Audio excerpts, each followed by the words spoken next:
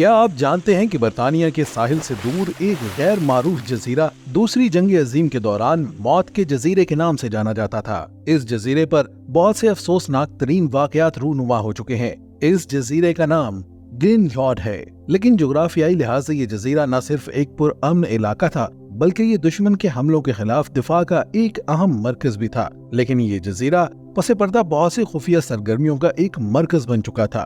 یہ بالکل ایسا ہی تھا جیسے یہ کسی جاسوسی فلم کی کہانی ہو۔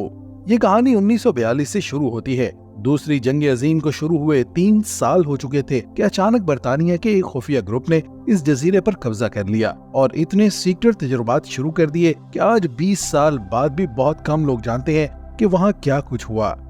جنگ ختم ہونے کے بعد بھی برطانوی حکومت نے اس جزیرے کو انسانوں کے لیے غیر محفوظ اور نو فلائی زون بنائے رکھا، اور کئی دہائیوں کے بعد 1990 میں گرین یارڈ جزیرے کو محفوظ قرار دیا گیا۔ کچھ ماہرین کے مطابق اس جزیرے پر جو خفیہ آپریشن شروع کیا گیا تھا اس کا نام آپریشن ویجیٹیرین تھا۔ اس آپریشن کا مقصد بایولوجیکل ہتھیار بنانا تھا۔ اس آپریشن کے لیے یہاں سب سے پہلے السی کے بیجوں کو اینتھراکس سے مکس کیا گیا اور انہیں ہوائی جہاز کے ذریعے جرمنی کے آس پاس مویشیوں کی چراگاہوں میں چھوڑ دیا گیا۔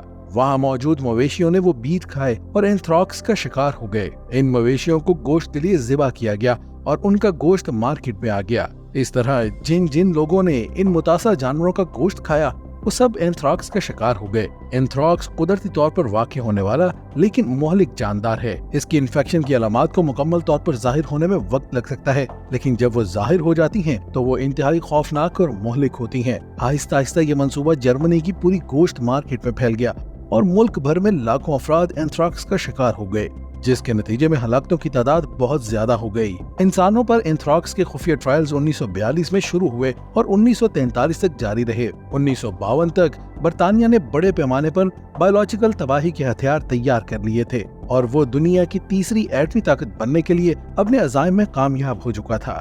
4 سال بعد اس نے اپنے جارحانہ کیمیائی اور حیاتیاتی ہتھیاروں کے پروگرام کو ختم کر دیا اور خود ہی 1975 میں حیاتیاتی ہتھیاروں کی کنونشن کی توثیق کی، جس کے مطابق ان کے استعمال، پیداوار یا ذخیرہ اندوزی پر پابندی ہے۔ گرین یارڈ ہی ایک واحد سائٹ نہیں تھی جہاں برطانیہ نے خفیہ بایولوجیکل وارفیئر ٹیسٹ کیے تھے، لیکن یہ پہلا مقام ضرور تھا۔ وہاں جو کچھ ہوا اس کے نتائج حیاتیاتی جنگ کی خطرات اور انسانیت کی تباہی کی صلاحیت دونوں کے لیے سنگین تر ثابت ہوئے۔ یہ جزیرہ تقریباً نصف صدی تک خطرناک طور پر آلودہ اور نو مین زون تھا۔ بالآخر 1990 میں برطانیہ کی حکومت نے گرین یارڈ جزیرے کو محفوظ قرار دے دیا۔